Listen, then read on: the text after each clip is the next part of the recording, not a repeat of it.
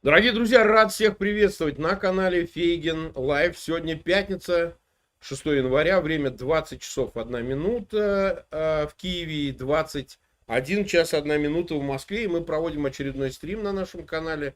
Ну, назвали его «Возвращается ли пандемия?». У нас сегодня наш старый друг Михаил Олегович Фаворов, доктор наук из Атланты, эпидемиолог. Ну, в общем, и прочее, прочее, прочее. Нас уже около 5000 смотрит, просьба огромная. Люди, так сказать, болезненно реагируют на тему, но мы сегодня будем обсуждать очень важный вопрос. Пожалуйста, все ссылки возможные, которые вы можете сделать или отправить по мессенджерам эти ссылки, пожалуйста, сделайте это. Об этом эфире обязательно о теме этого эфира нужно, чтобы она широко распространилась, и это обсуждали. Ну и, конечно, ставьте лайки, это помогает нам подать в рекомендованные. Обязательно подписывайтесь на канал Фейгин Лайв. Я сейчас в дороге, поэтому у меня несколько упрощенная картинка, но это никак не помешает нам серьезно эту тему обсудить. С чего я начну, Михаил? Я переболел тяжелым гриппом. Да? Пришел врач, мне сделали тест. Я подозревали даже, а вдруг ковид там, что нет. Выяснилось, что это обычный грипп. Но я так крепко, значит, с бронхитом, со всем набором, кашлял. Все тут за меня страшно переживали, говорили, Фейгин вдруг сдохнет. Но не все так плохо, да. Ну так, они по-доброму Нет, лечили я видел, меня. каждый день я могу, возможно, А что, я ж не могу как ты отказаться. болел. Да, я ж не могу, понимаешь, Михаил, мне надо эфиры, я пропущу, скажут, ну все, Фейгин либо филонит, там бухает, Да? или же, соответственно, значит, болеет смертельно, его, наконец, уже отравили. Поэтому я себе позволить такого не могу. И, тем не менее, это все происходило на фоне того, что все, с кем я разговаривал, в России, кто ко мне, все болеют, кто гриппом, кто уже короной. Вот, в Москве Михалкова, он, говорят, уже с двусторонней пневмонией, как результат короны в реанимации, там, не знаю, в Украине, в Европе. Значит, кто чем болеет, но достаточно тяжелые легочные формы. Я бы сказал, что люди так серьезно так Абсолютно. болеют и так далее. И это все, я хочу подчеркнуть, на фоне того, что происходит в Китае. Потому что эти кадры, опять какой-то наводят ужас жутчайший, потому что гигантски там не хватает уже крематориев. Напоминают о том ужасе, который у нас был в 2020 году. Вот. И что самое интересное, вот удивительно, отношения не такое напряженное и широкое обсуждение, как это было в 2020-м, когда была пик пандемии, а такое как-то, в общем, даже несмотря на все последствия, какое-то немножко снисходительное, как-то все проехали уже, какая еще пандемия-то. На самом деле, насколько я могу понять, насколько могу судить, что ситуация гораздо серьезнее, потому что на фоне вот тех гриппов и всех эпидемий, как эпидемия гриппа, умирает от эпидемии гриппа, но это же, так сказать, все возможно в контексте, значит, вот этой возможной новой ли пандемии, все воспринимается гораздо серьезнее, чем может казаться. Вот я о чем. И поэтому, во-первых, мы хотели выяснить, что же все-таки действительно происходит в Китае, как так получилось, что с 2020 года вроде бы все обошлось, придуманы вакцины, они применяются, и вот такой всплеск и такие невероятно на фоне, причем политических протестов, которые были в Китае против ковидных ограничений, против мер, то ли отпустили вожжи, то ли оно как-то само пошло. И вот результат, что там десятки тысяч вроде как умирает ежедневно. Вот. А вот что там происходит? Вот, Михаил, расскажи нам, пожалуйста. Ситуация осложняется тем, что я должен говорить с эпидемиологической точки зрения, а таких возможностей нет. Информация перестала подаваться сколько-либо внятная, непонятно, абсолютно по каким-то, я собираю по крупицам там из японских газет, из корейских газет. На самом деле объемы, они огромны. Мы знаем, что морги захлебнулись, что люди стоят в очередях, чтобы отдать тела на кремирование, потому что по закону больные ковидом должны кремироваться точно.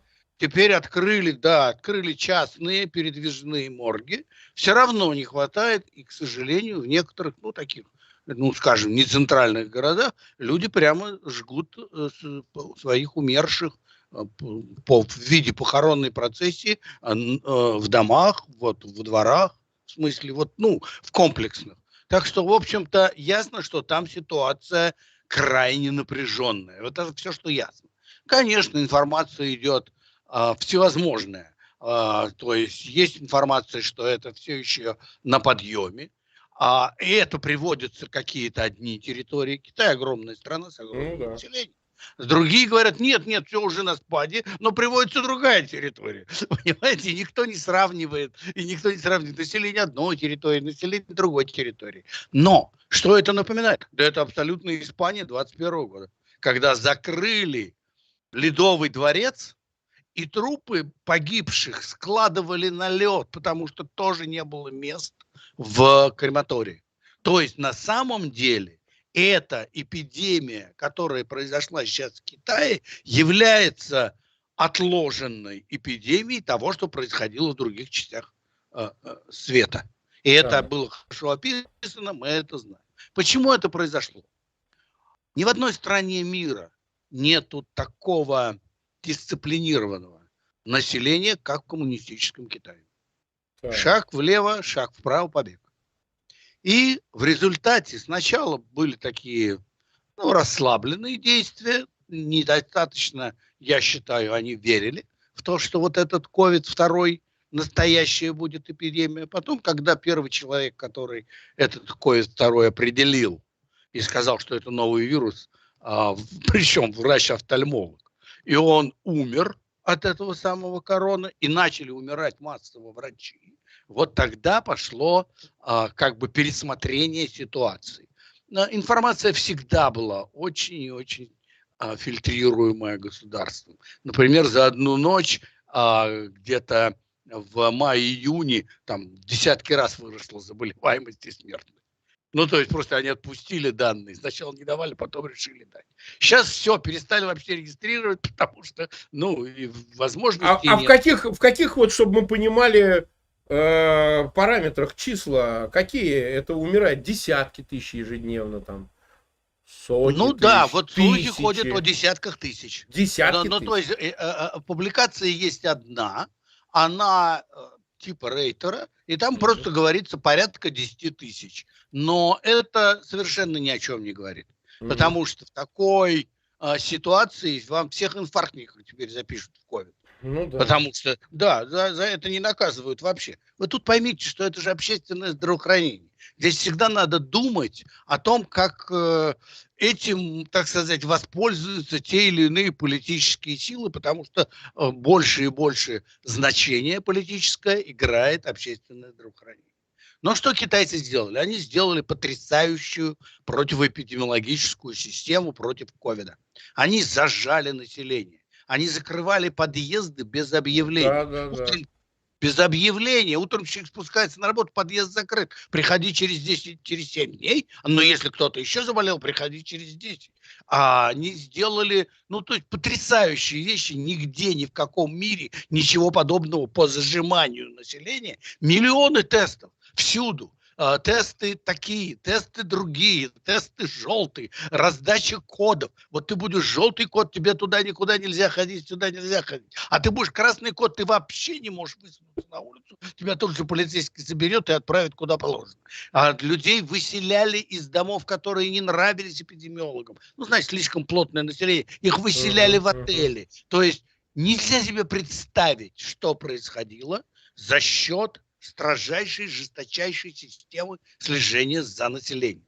В какой-то Мгм. момент даже были обсуждения, что это просто Китай использует ковид для того, Да, чтобы был, натренировать да. свое население для большей дисциплинированности, чтобы, так Да, сказать, вот знали, как себя вести. политическое чипирование, это говорит. Абсолютно, Цифровой концлагерь. абсолютно. Да. Но, как видите, дальше что произошло? Таким образом, очень медленно происходила передача.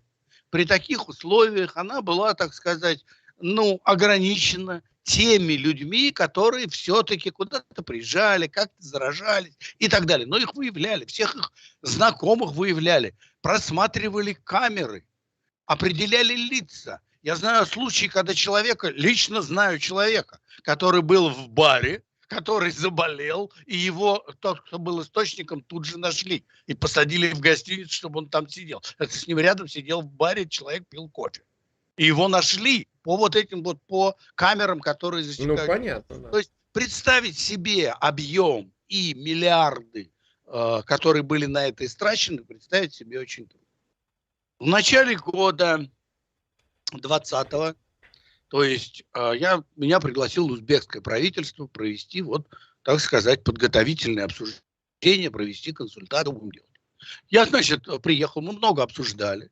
И пришли к единому выводу, причем это было очень важно, мы даже премьер-министру доложили, что главным критерием эпидемии в отношении наказания региональных властей, понимаете, да? Что будет Да. критерий? Если они нарушают, да, то вот за что будут их наказывать? За то, что много больных? Нет. Самый главный критерий – достаточность реанимационных коек.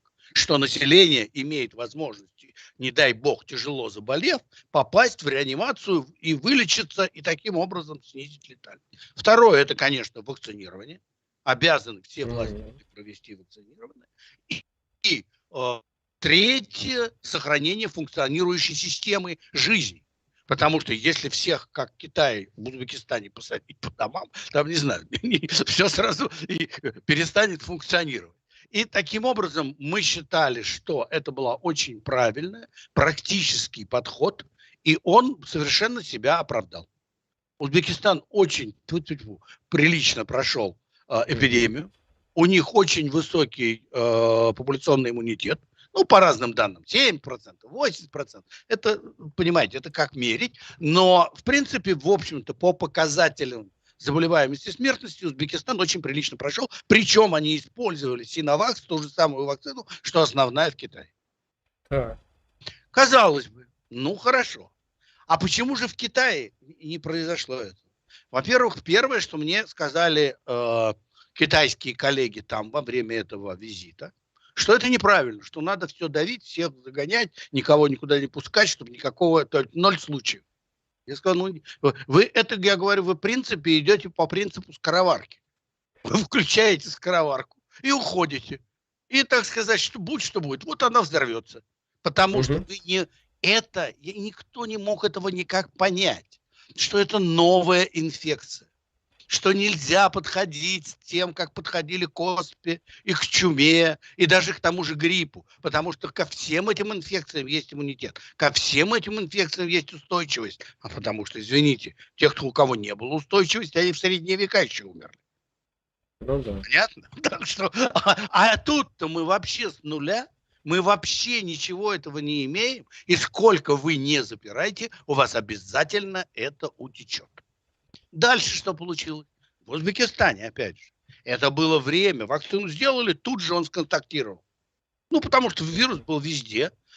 Коек реанимационных хватало. Вирус циркулировал, людей лечили. Ну, естественно, были тяжелые формы, особенно у пожилых. В Китае не было болезни. Они ликвидировали болезнь. Они сделали иммунизацию. По данным Китая, опять же, я сомневаюсь, что они правдивые, но 94% имеют хотя бы одну вакцинацию вакцину. Один раз хотя бы.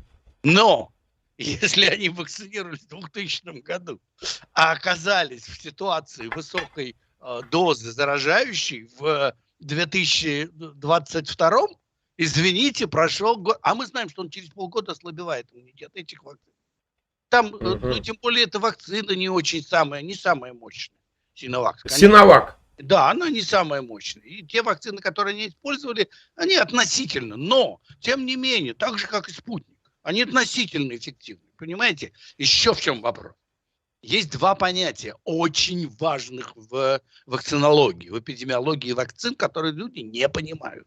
Есть efficacy и эффективность. Это два разных критерия. Так вот, efficacy у этих вакцин было вполне приличной, 80 с лишним процентов. А efficacy это что? Это испытание вакцины. Когда вы подбираете людей, красивых, симпатичных, здоровых, которые не пьют, понимаете, вы сами делаете опыт. Хотите вы, не хотите, вы туда всех, так сказать, кого попало, не будете брать. И поэтому это не считается абсолютом. Абсолютом считается эффективность, когда вы начинаете прививать популяцию. А популяция сразу показала, что через полгода я 5 раз привитой и все равно заболел. Потому что от последней прививки был год. И я был в контакте с большим количеством людей, конечно, заболел. И кроме того, вирус другой, он совершенно меняется, постоянно меняется под действием чего? Под действием иммунитета. А иммунитет формируется с вакцинами. То есть вакцины в определенной мере, только не говорите, что те, кто привиты, они не защищены. Они очень хорошо защищены, они вообще очень мало умирают, благо этому. Но тем не менее появляются те штаммы вируса, выживают, на которые нет антител. Антитела от вакцин. То есть мы будем совершенствовать вакцины, что будет? У нас будет еще больше новых вирусов. Но зато они не будут тяжелые, они не будут убивать людей и так далее. И тому. Это то же самое, что с гриппом. Но вспомните, почему мы можем прививать грипп каждый год? Нужно прививать. Потому что он все время меняется. И мы так хорошо уже это отработали, что вообще про грипп почти забыли. И вдруг, вот сейчас вы правильно сказали, что все вспомнили. А почему вспомнили? А гриппа-то не было 3 года. 3 года, если бы кто-то обратил внимание, что грипп... А почему? А есть интерференция вирусов. Когда у вас вирус широко циркулирует, он затыкает все рецепторы. Короче, вирусы не дают другим вирусам вызывать серьезные заболевания во время широкой эпидемии патогена. Кроме того, все прячутся, все носят маски, все опасаются, понимаете, вот весь комплекс. Нельзя говорить, но он так и называется, интерференция вирусов. Но почему все про это забыли, у меня совершенно нет никакого ответа. Да вы сделайте хоть на культуре ткани, мне даже хоть кто-нибудь бы показал, что они сделали. Что когда вирусом ковида заражена культура ткани человека, на ней грипп будет размножаться? Я думаю, нет. Но вот этого никто почему-то никогда не показывает. То есть я переведу на человеческий язык, чтобы нас зрители... Я закончу. Да. Таким образом, поскольку у вас один вирус был, мешал, так скажем, как моя шефиня говорила, это неправильно, очень смешно. Но вирусинки сталкиваются, они друг другу мешают. Ну вот, тем не менее, понимаете, я не говорю, что это такой механизм, но идея именно такая. Так вот, когда эпидемия закончилась, а у нас фактически она закончилась, у нас сейчас сезонный подъем ковида, все остальные вирусы сказали, вон ну чего. Давай, теперь-то вот мы, так сказать, разменемся. Вот теперь нам ковид не мешает, а уже 3 года никто не болел. Вон сколько накопилось материала. И, естественно, число случаев, в том числе и тяжелых случаев, гриппа и РС-вирусной инфекции в этом году больше и у детей, и у взрослых. Везде об этом пишут, но никто не пишет, что это результат прошедшей эпидемии ковида. Ну, то есть, условно говоря, усиление как такового вируса гриппа не произошло на фоне прежней пандемии 2020 года и борьбы с коронавирусом, каких-то мутаций, которые могли повлиять на его усиление вируса гриппа. А он и не сильнее, нет, он просто больше. Понимаете, когда у вас, допустим, тяжелые такие для госпитализации случаи 1%, но у вас болеет 100 человек, сколько попадет в больницу? 1. А если заболел 10 тысяч, сколько попадет? Сразу понимаете, что вы об этом знаете все, правильно? Как много людей в этом году попало в больницу. Так, понятно. Вопрос тогда следующий. Все-таки, возвращаясь к вакцинам, означает ли это из сказанного, что вакцины разработаны Pfizer, Moderna и так далее, вот то, что мы говорили, 2 направлений, да? МРНКовые вакцины и векторные, да, оказались эффективнее. То есть они оказались эффективнее. Или правильно. Так нельзя сказать. Правильно. Не эффикаси. Эффикаси было примерно у всех одинаковое.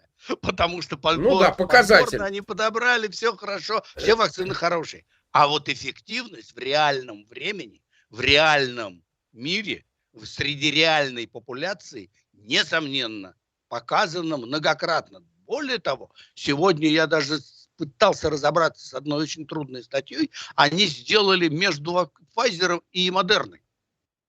Даже там есть разница в применении 3-й дозы.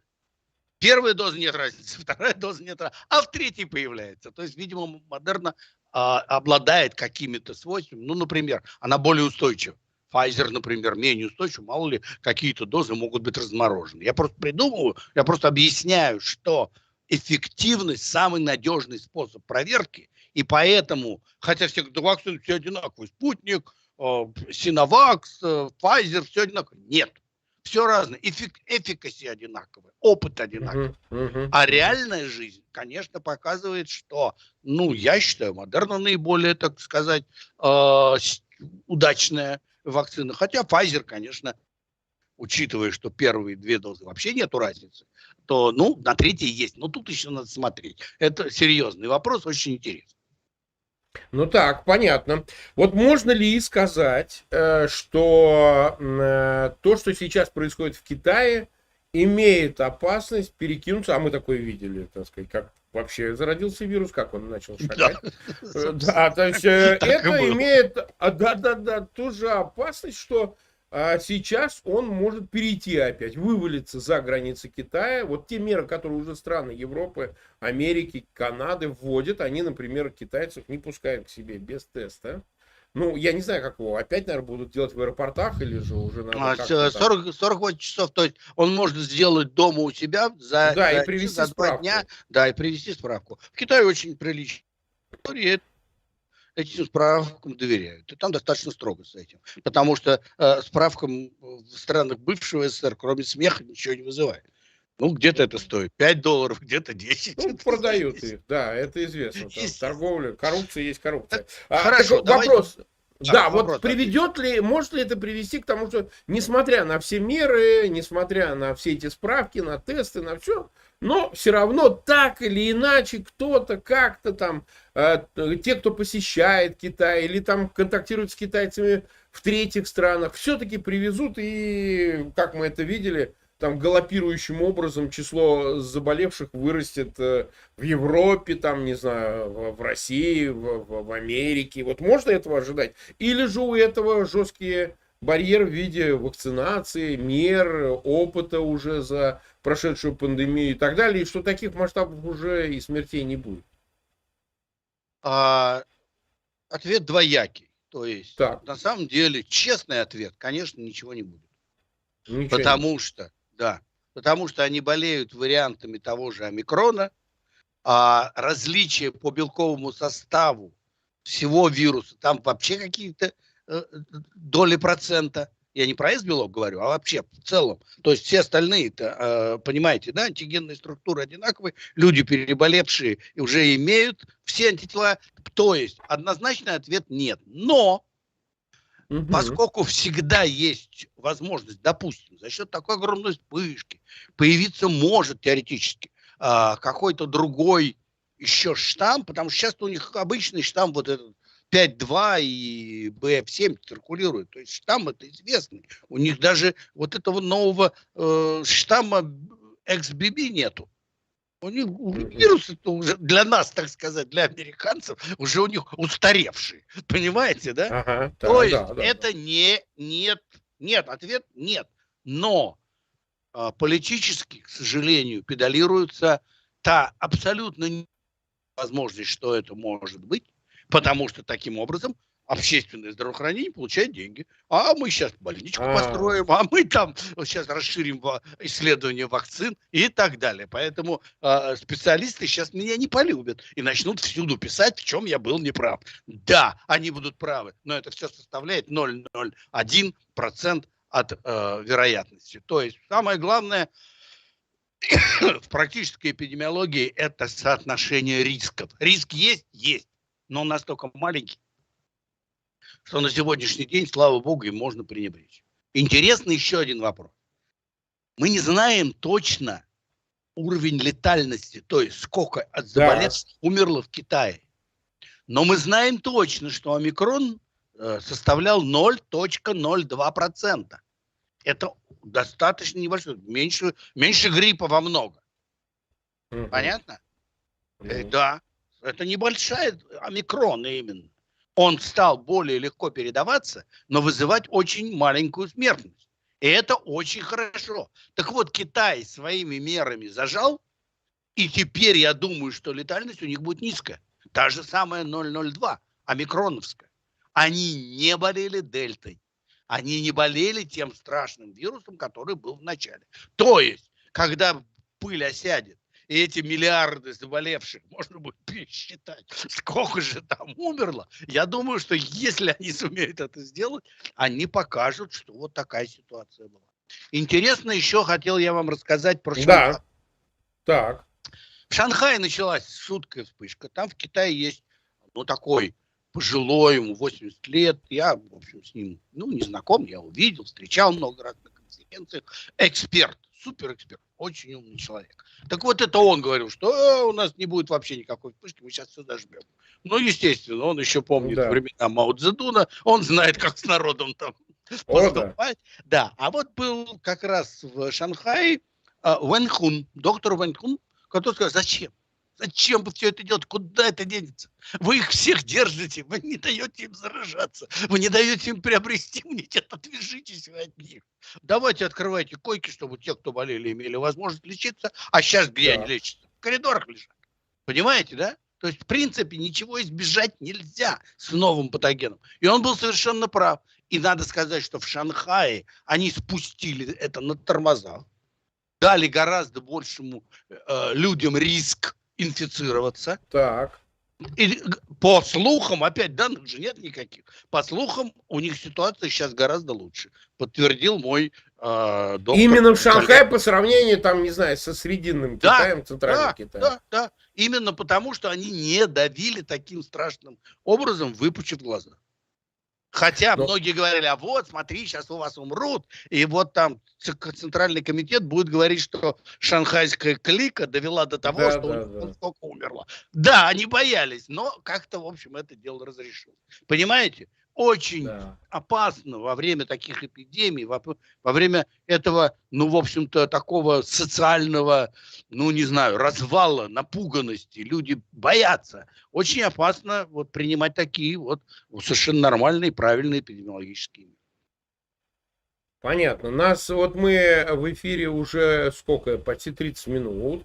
Нас смотрит почти 24 тысячи человек, чуть меньше, да, и 6700 поставили лайки. Просьба к тем, кто присоединяется. Вопрос этот существенно важный, и поэтому просьба, распространяйте ссылки на этот эфир. У нас еще тут ряд вопросов, которые имеют большое значение и в контексте войны и так далее. Поэтому, пожалуйста, ссылки на этот эфир размещайте. Те, кто может через мессенджеры, кто-то в своих аккаунтах в социальных сетях, группах, обязательно ставьте лайки и подписывайтесь на канал Фейген Лайв.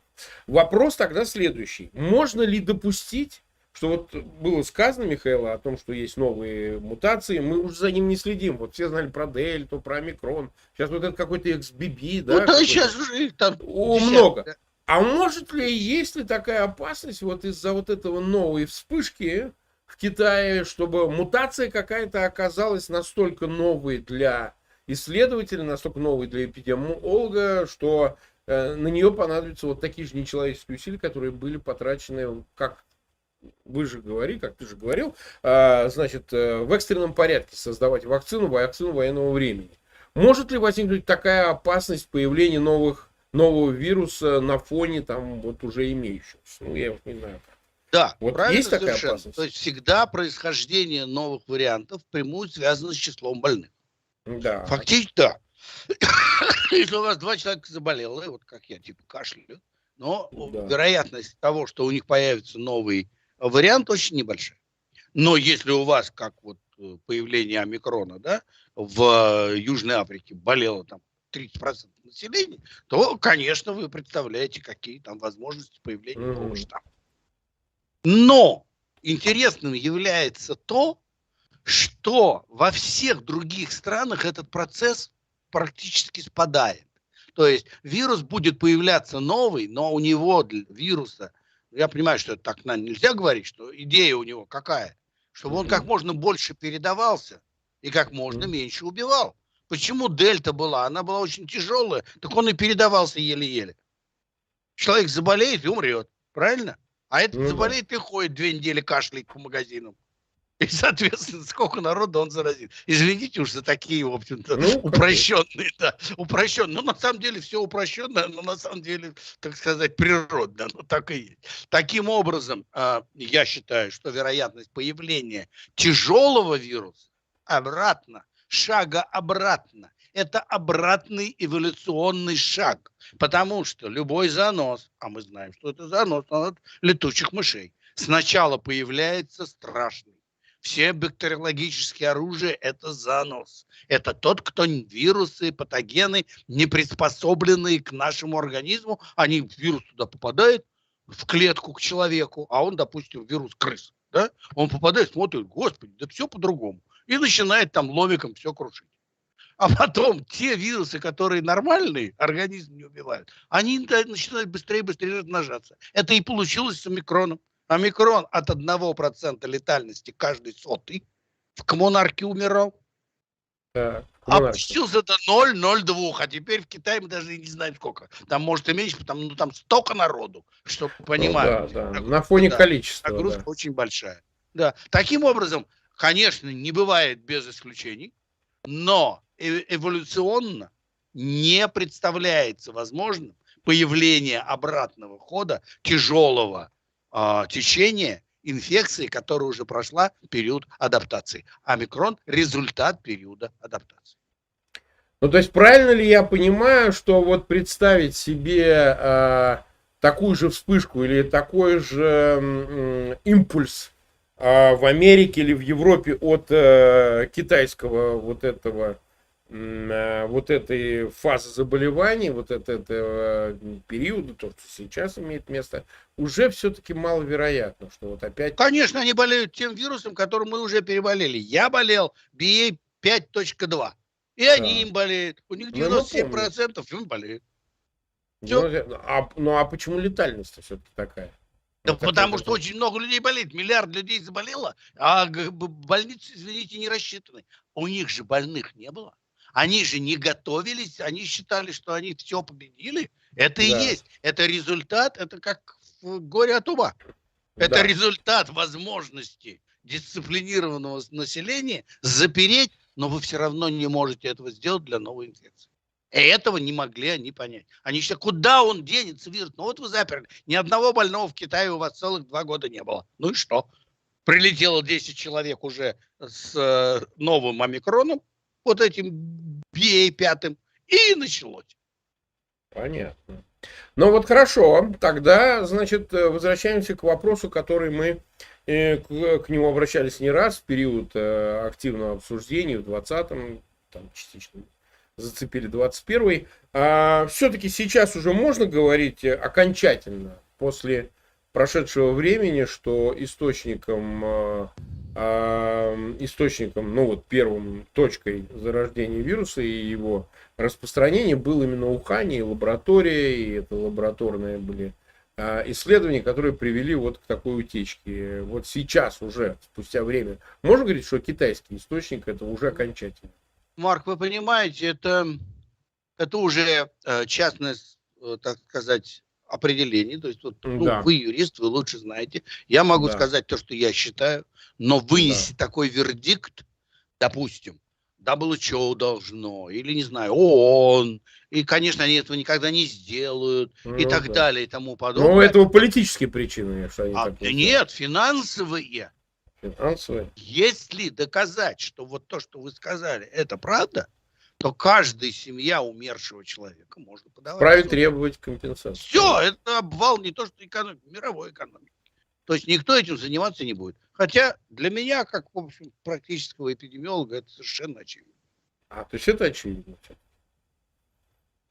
Но мы никогда этого не получим. Не получим. Не, ну так политическая, это означает политическая причина, потому что дело даже не в боязни Китая, а совершенно непонятно, как с этим уже потом дальше работать. Потому что, признав эту вину... Если вы нарушаете устойчивость мира в одной точке, то он ведь грохнуться может.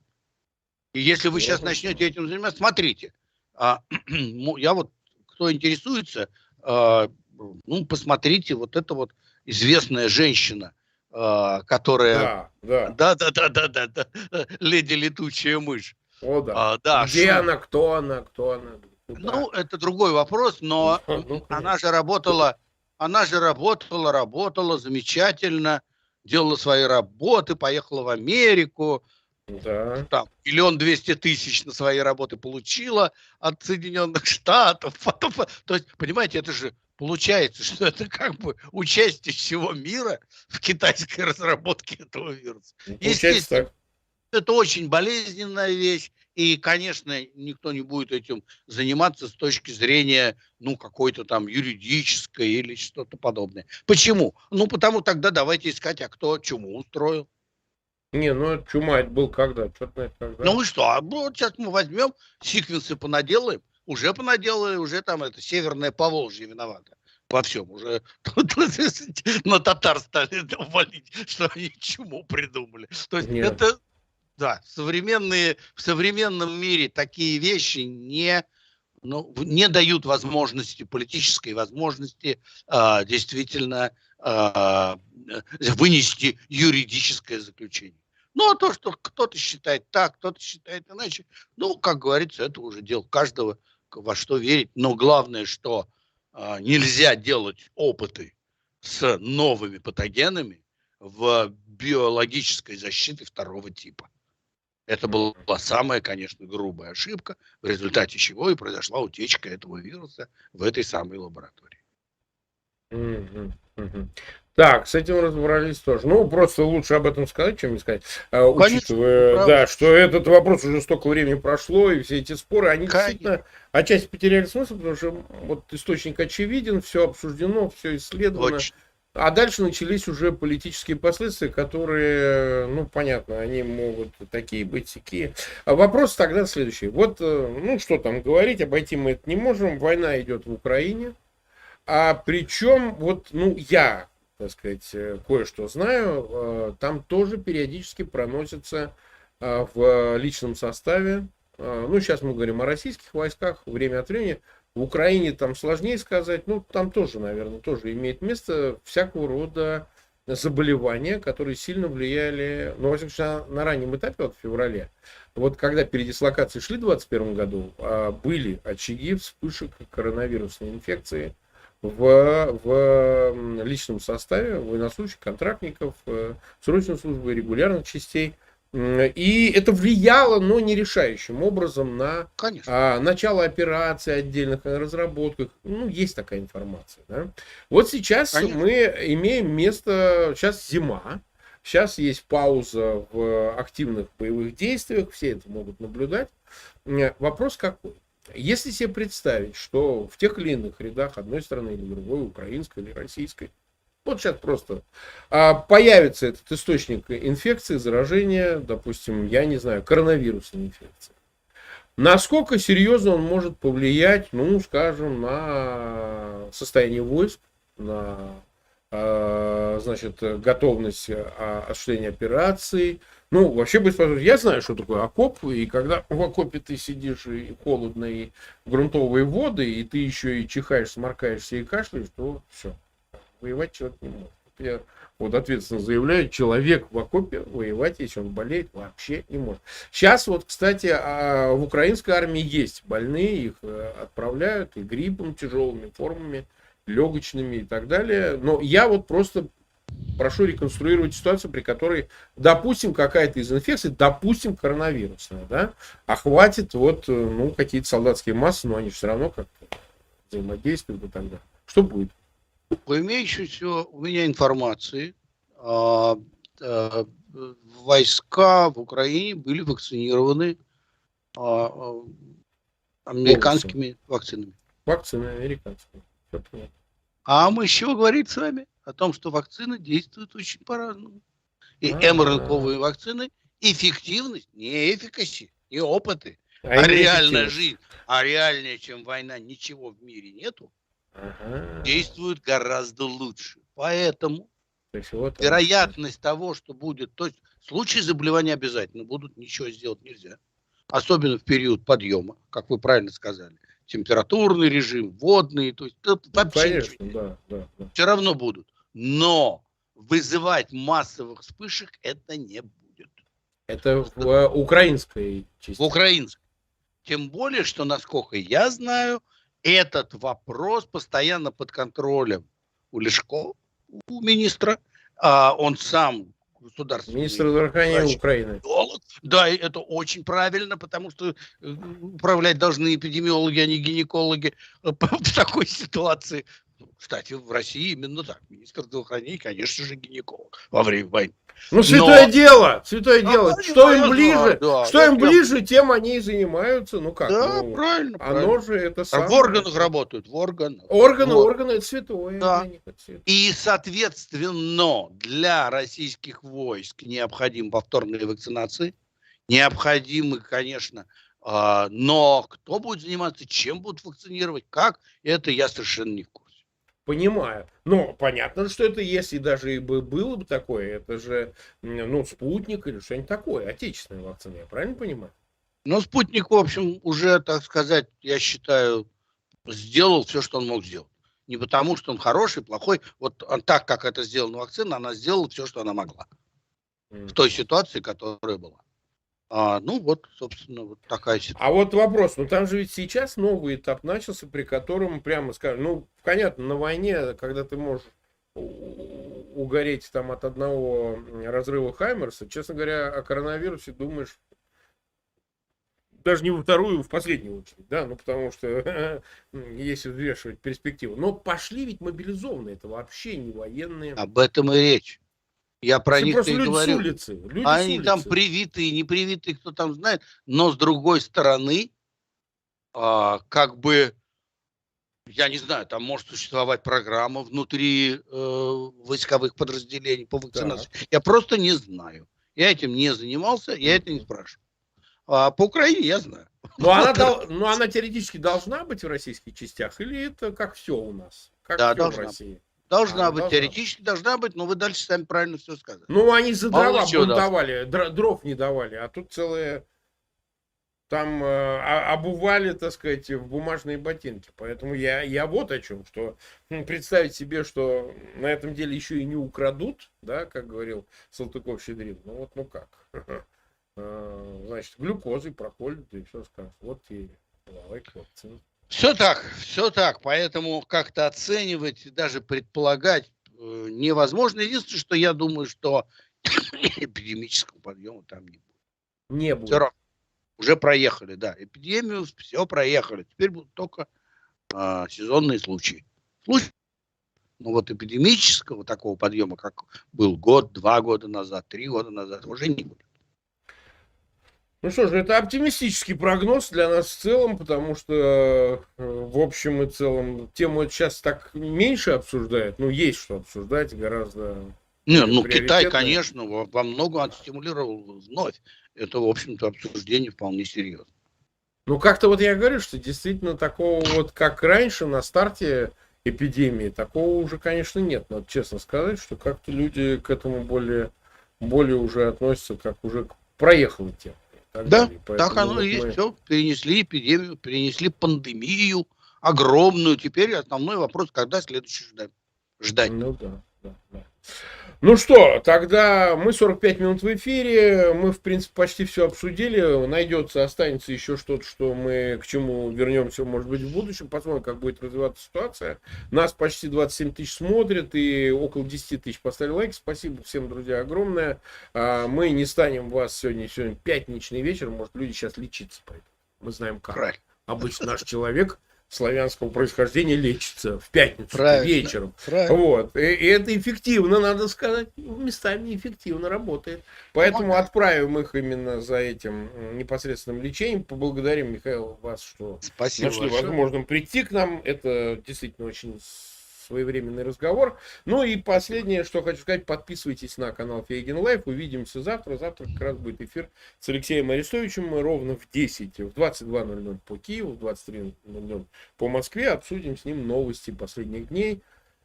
Михаил Олегович, всегда, как говорится, Спасибо. поклон в пояс. Вам спасибо большое за вашу деятельность. Спасибо. Спасибо.